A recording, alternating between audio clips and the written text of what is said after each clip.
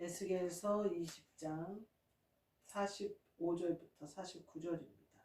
여호와의 말씀이 또 내게 임하여 이르시되 인자야 너는 얼굴을 남으로 향하라. 남으로 향하여 소리내어 남쪽의 숲을 쳐서 예언하라. 남쪽의 숲에게 이르기를 여호와의 말씀을 들을지어다. 주 여호와께서 이같이 말씀하셨느니라. 내가 너희 가운데 불을 일으켜 모든 푸른 나무와 모든 마른 나무를 없애리니 맹렬한 불꽃이 꺼지지 아니하고 남에서 북까지 모든 얼굴이 그슬릴지라. 혈기 있는 모든 자는 나 여호와가 그 불을 일으킨 줄을 알리니 그것이 꺼지지 아니하리라 하셨다 하라 하시기로 내가 이르되 아하 주 여호와여 그들이 나를 가리켜 말하기를 나는 비유로 말하는 자가 아니냐 하나이다 하니라. 아멘.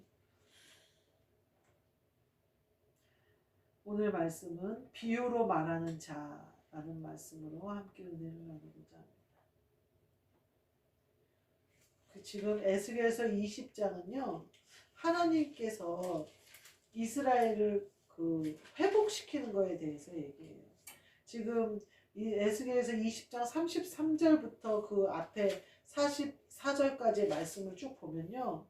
이 회복시키시는 여호와 하나님을 계속 말씀하세요. 그래서 여호와 하나님께서 능한 손으로 반드시 너희를 돌아오게 하실 거야. 그래서 너희로 강한 나라를 만들 것이다. 이렇게 계속 예언을 하셔요.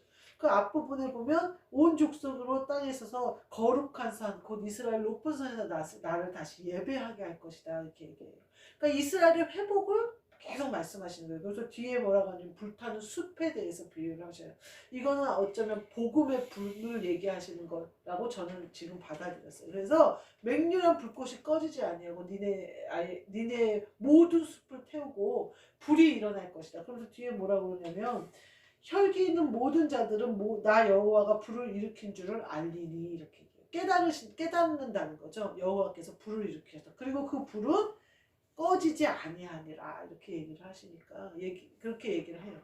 그러니까 에스겔이 뭐라고 그러냐면 이 말씀이 온전히 우리 이스라엘 민족 것이 되기를 원하는 거예요. 에스겔이 지금 이제까지 우리가 지금 얼마나 에스겔이 지금 이거를 썼을 때 포로로 잡혀갔을 때고 에스겔이 포로로 항복하라고 그렇게 권했는데 그걸 거부하고 하다가 막 흩어지고 죽음을 당하고 막 이런 상황이에요. 그 에스겔은 여호와께서 회복의 말씀을 하시니까 너무 좋은 거예요. 아, 이것이 지나가고 나면 우리가 다시 하나님의 성산에서 다시 예배할 때가 오는구나. 그리고 하는데 에스겔이 뭐라고 한탄하냐면 여호와요. 근데 그들이 나를 비유로 말하는 자라 하나이다. 이 말은 뭐냐면 나는 지금 여호와께서 무슨 말씀을 하시는지 알겠는데 그들이 아멘을 할지 모르겠습니다. 이 말을 하는 거죠. 에스겔이 그 전에도 계속해서 여호와의 말씀을 예언하는데 그들이 받지를 않아요. 그래서 그 말씀대로 했었으면 너희가 거기서 털을 닦고 살다 보면 하나님이 회복시키는 날에 오게 된다. 또 땅 문서를 묻으면서 이 땅을 다시 매매할 날이 온다. 계속 그렇게 예언을 하는데 하나도 믿질 않아요. 그래서 그들이 뭐라고 에스겔이 계속 얘기하냐면 저 사람은 비유로 말하는 사람이라는 거예요. 그러면서 믿지를 않아요. 지금도 어쩌면 이러고 있는 것 같아요. 제가 그리스도 예수의 복음을 받기 전에 아멘하기 전에 제가 그런 상황이었어요. 성경에 나오는 모든 말씀이 뭐라고 생각했냐면 비유의 말씀이라고 생각을 했어요. 그래서 예수님이 말씀하시는 거나 고난이 유익이 된다거나 모든 말씀을 얘기할 때 그게 어떤 허상처럼 내 현실과는 괴리감이 있는 동떨어진 말씀처럼 제가 받아들인 거예요. 물론 예수님이 복음을 전하실 때 비유로 전하셨어요. 그 전하신 이유는 뭐냐면요. 천국의 복음을 비유 외에는 우리가 알아들을 수 없기 때문에 그러셨어요. 방언으로 말씀을 하시겠어요? 영으로 말씀을 하시겠어요? 성령이 예수님이 부활하시기 전이었기 때문에 그렇게 쏟아져 내릴 때가 아니란 말이에요. 그러니까 예수님이 우리에게 깨닫게 해주실 수 있는 방법은 이 땅의 것으로 비유를 하시는 것밖에는 없었다는 거예요. 그래서 포도나무의 비유라든지 여러 가지 비유를 통해서 천국의 비밀을 얘기해 주신 거예요. 아주 쉬운 비밀로. 그래서 보화를 땅 속에 감추어 놓은 것과 같다. 너무나 쉽고 간단. 그런데 그 말씀은요 결코 허황되는 비유로 말하는 예수님이 아닌 거예요. 거기에 다 천국의 법이 있고 천국을 거기에 숨겨놓으신 거예요. 우리가 그걸 깨달아야 돼요.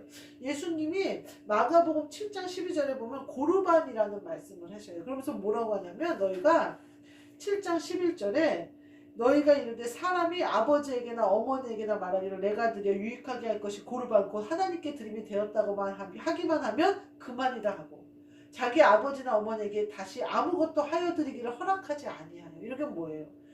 어머니 아버지를 봉양할 거를 성전에 내라고 얘기한다는 거예요. 그러면서 그것을 책망하시는 말씀을 지금 하시는 거거든요. 근데 그들이 뭐라고 알아들어요? 비유로 말하는 자라고 알아먹는다는 거예요. 그러면서 회개하지 않고 고치려고 하지 않고 돌아보려고 하지 않고 그는 비유로 말하는 자니까. 그러니까 에스겔이 말하는 거나 예수님이 말하는 거나 나와는 상관없는 말로 들어버리는 거예요. 그러니까 그것이 나에게 적용이 안 돼요. 그러니까 에스겔이 뭐라고 해요? 회복을 말씀하시는 여호와의 말씀을 나는 막 아멘하고 받아서 내 것이 되기를 원하는데 저들은 나를 비유로 말하는 자라고 또 할 거란 말입니다. 이렇게 얘기를 하잖아요.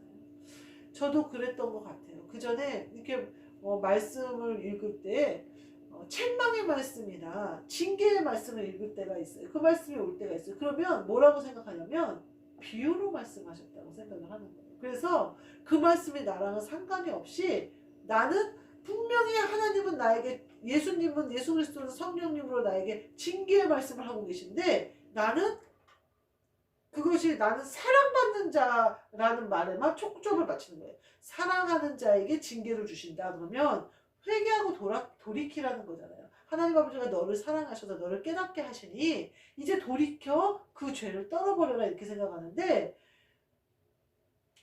징계라는 말씀이 포커스가 맞춰진 게 아니라 사랑하는 자에게 맞춰져서 돌이키려고 하지를 않는다는 거예요.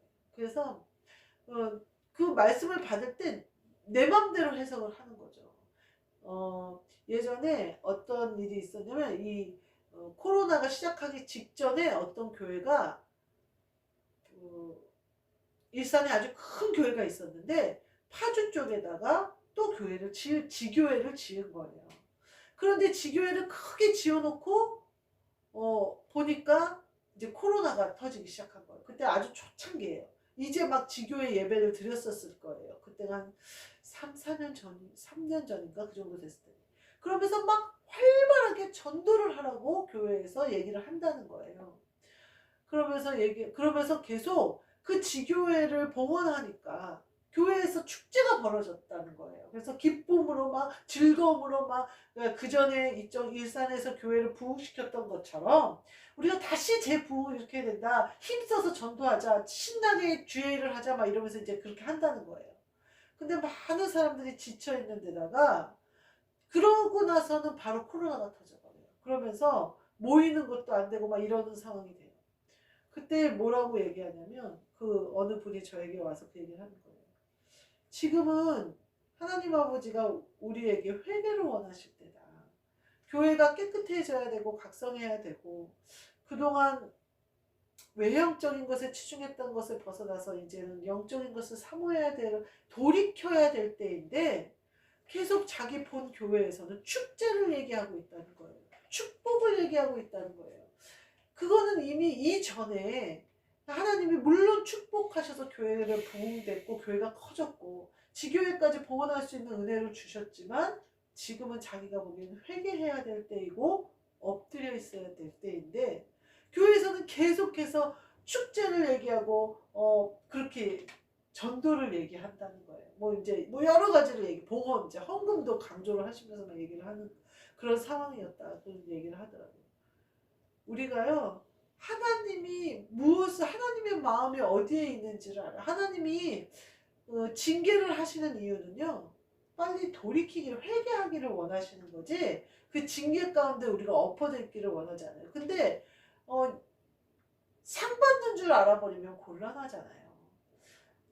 아버지가 진짜 마음에 안 들어가지고 하는 일마다 마음에 안 들어가지고 막 구박을 하고 막 뭐랄까 막 그렇게 얘기를 하는데 그 말을 하는 것이 자기를 후계자로 삼을 줄 알면 곤란하잖아요. 어느 분이 이제 회사를 오픈하셨는데 큰아들이 그거를 이제 같이 하고 싶은 거예요. 그래서 큰아들이 이제 아빠를 따라다니면서 열심히 일을 배우고 막 열심히 해요. 근데 이 아버지는 그 큰아들이 마음에 들지 않아요. 일을 하는 것이 그 일을 하기에 합당하지 않다는 거예요. 그런데 둘째 아들이 마음에 드는 거예요. 둘째 아들은 차분하고 일단 인내심이 있고 이러니까 그 일을 시키고 싶어요. 근데 둘째 아들은 안 하겠다는 거예요. 하기 싫다는 거예요. 근데 큰아들은 막 쫓아다니면서 그 일을 배우려고 하는 거예요. 근데 얼마나 이 아빠가 구박을 하는지 옆에 있는 사람이 무안할 정도로 막 구박을 해요. 그리고 내가 이렇게 보니까 마음이 너무 아파요. 그 애가 막 눈이 빨개지기도 하고 막 그래요. 근데도 끝까지 그걸 아빠를 쫓아다녀요. 그래서 제가 오늘 그 모습을 보면서 그래도 그 아이한테 믿고 맡길 것 같지 않아요. 아버지의 마음을 알아야죠. 그래서 제가 속으로 차라리 다른 데 취직을 해버리지. 이 생각이 드는 거예요. 차라리 다른 데 취직을 하면 더 사랑받고 인정받을 텐데 뭐하러 저기 저러고 있을까. 아버지의 마음은 일 시키기 싫어요. 걔한테. 걔는 공부시키고 싶어요. 큰아들은 공부를 했으면 좋겠는 거예요. 미국에서 유학하다가 지금 들어와서 코로나 때문에 몇 년 안 하다가 다시 가라고 했는데 거부하고 지금 회사 일을 하는 거거든요. 근데 아이는 그러는 거예요. 아버지의 마음을 모르잖아요. 아버지가 걔를 데리고 다닌다고 해서 걔한테 맡기려고 데리고 다니는 것도 아니고 걔가 마음에 들어서 데리고 다니는 것도 아닌 거예요. 보니까 우리가 하나님 아버지가요 비유로 말씀하시는 분이신 게 아니에요. 정확히 말씀하시는 거예요. 아무 변개함이 없이 말씀해. 그 비유하는 자라고 말하는 건 누구예요? 핑계대는 내가 하는 짓이에요. 하나님은 절대 그 비유를 예수님 믿으면 천국, 예수님 믿지 않으면 지옥이에요. 예수님이 내 안에 계시면 천국에 예수님 계신 천국 가는 거고 예수님이 내 안에 없으면 예수님 없는 지옥 가는 거예요. 딱 법은 정확해요. 태초에 천지를 창조하신 거예요. 우연히 만들어진 게 아니에요. 마지막 날 내가 오리라 하는 그 예수 그리스도가 오는 날 세상은 끝나는 거예요. 성경은요 처음과 끝이 분명하고 앞과 뒤가 분명해요. 얼렁뚱땅 비유로 부드럽게 그런 거 없어요.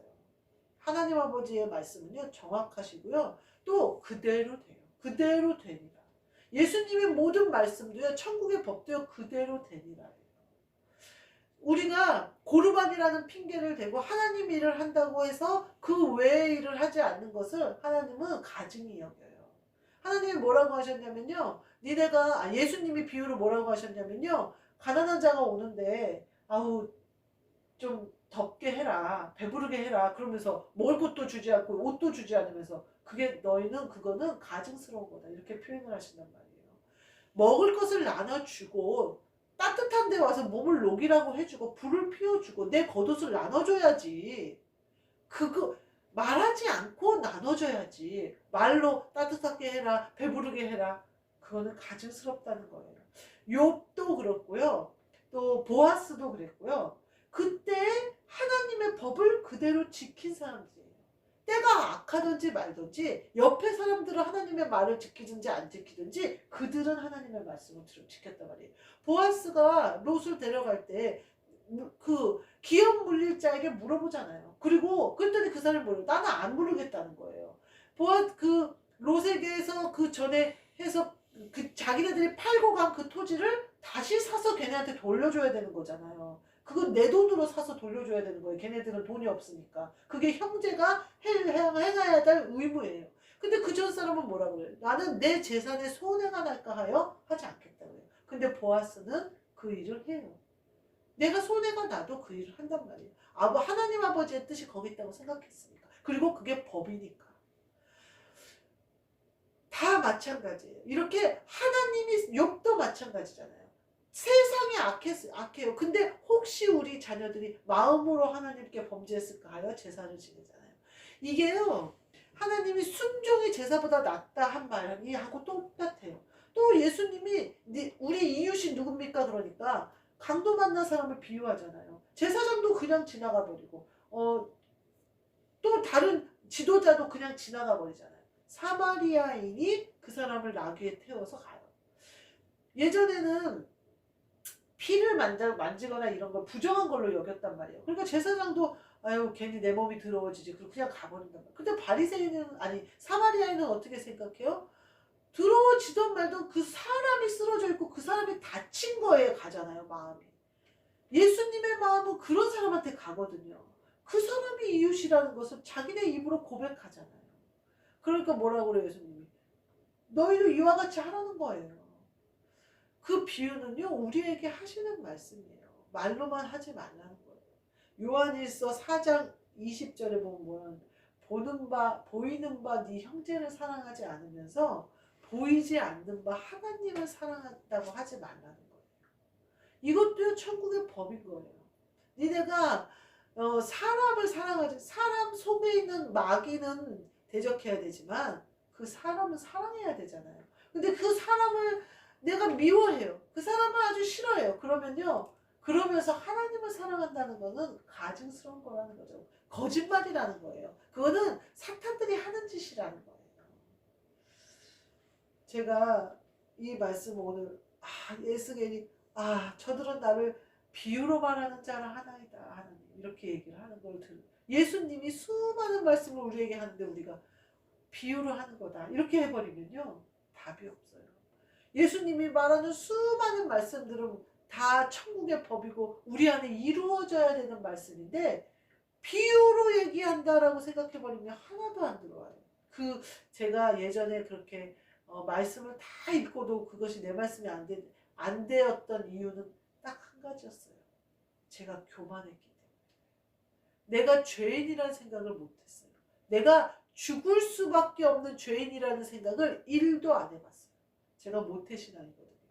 그러니까 제가 태어나 보니까 하나님은 내 아버지시고 그냥 제가 성령은 거저받고 그냥 그렇게 영적인 생활을 하다 보니까 이 땅의 것이 뭐 별 그렇게 크게 저한테 대수롭지 않았어요.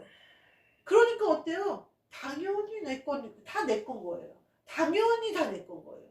그러니 나는 죄인이 아닌 거예요, 처음부터. 처음부터 하나님이 사랑해서 솔로몬처럼 처음부터 다 주신 거예요. 처음부터 형통한 거고, 처음부터 여의 것이 보이고, 그 교만이요. 예수님이 나에게 주신 모든 말씀을 비유로만 듣게 하는 거예요. 그러니까 나에게 이루어지질 않고요. 수박이 씻어도 속에 물은 안 들어가잖아요. 겉만 그냥 겉으로 다 흐른 거예요. 그 말씀이 내 안에 교만으로 제가 코팅이 꽉 돼 있었던 거예요. 그러니까 예수님이 그렇게 성경을 읽었어도 아무리 제가 성경을 안 읽었어도 제가 1독은 하고 한 10독은 했을 거예요. 제가 그 전에 부목사 사모로 살 때. 근데 그 말씀이 단 한 구절도 내 안으로 들어와서 나에게 생명이 되지 못했어요. 나를 깨끗하게 한다거나 나를 회개시킨다거나 나를 영적으로 다시 돌이키는 일을 하나도 하지 못했어요. 그 말씀은 뭐예요? 내가 교만으로 꽉 코팅이 돼가지고 모든 말씀을 비유로 다 들은 거예요. 그래서 예수님이 에스겔처럼 항복해야 산다고 그러는데 쟤는 비유로 말하는 애라는 거죠. 그러면서 그 말을 다 듣죠. 네가 회개해야 된다고 지금 거기서 참아야 된다고 그러고 내가 왜 참아요? 하나님이 알아서 하실 거잖아요. 난 내 맘대로 해도 하나님이 알아서 하실 거예요. 내가 초등학문으로 돌아가서 율법 아래에 있는 자처럼 그거에 얽매여가지고 그렇게 하나님의 법은 하나도 따르지 않고 사람의 법에 종로를 타고 있으면서 교만하기는 하늘을 찔러서 코팅이 꽉 돼 있어서 말씀은 안 들어오면서 교만해서 하나도 받지 못했던 거예요. 교만하니까요 하나도 내 것이 되지 못했던 거예요. 그 교만은요 마귀가 갖다 줘요. 너 다 되잖아. 너 성령 받았잖아. 너 신유도 했잖아. 교만해버리면요 예수님이 나에게 직접 속삭이는 사랑의 말씀, 내가 함령되어져서 나를 깨끗한 신부로 맞아주신 예수 그리스도의 은혜, 예수 그리스도 없이는 나는 죽을 수밖에 없는 죄인인데 예수 그리스도 까닭에 하나님이 나를 사랑하신다는 그 사실을 깨달아야 된다. 예수 그리스도 없이 우리는 아무것도 아닌 거예요. 그리고 십자가 없이는 절대 아무것도 이룰 수 없는 거예요. 근데 마치 내가 처음부터 예수 그리스도 없는데도 하나님이 그냥 선택해서 탁 집은 것처럼, 물론 하나님이 선택해서 집으셨으나 예수 그리스도로 옷 입지 않은 자는 결코 하나님 앞에 나갈 수 없거든요. 그러니 예수 그리스도의 은혜와 예수 그리스도의 뭐랄까 사랑을 우리가 완전히 가슴 깊이 느낀다면 교만할 수가 없죠. 교만은 나랑 상관이 없는 일이에요. 나는 내 자신으로 할 수 있는 일이 없으니까. 근데요, 마귀는요, 하나님이 너를 사랑해. 너만 얼마나 하와에게 선악과를 유혹한 거랑 똑같이 우리에게 교만이라는 코팅을 확 씌워버린다니까요. 제가 이제 그리스도 예수의 복음을 접하고 이제 느낀 거예요. 아, 그리스도 외에는 나를 구원할 길이 없구나. 예수 외에는 하나님께 나아갈 길이 없구나. 나를 선택하신 분이 하나님이시오. 나를 하나님께 이끄신 분이 예수 그리스도시오. 나는 아무것도 아닌데 아들이 되어버렸구나. 이게 은혜로 느껴져야 돼요. 그러면 예수님이 나에게 하시는 모든 말씀이, 나를 사랑하는 신랑이 나에게 하는 말씀이 되어지고 나에게 생명이 되어지는 거예요. 그러면요, 내 눈에 보이는 바 형제를 사랑할 수 있게 되고요.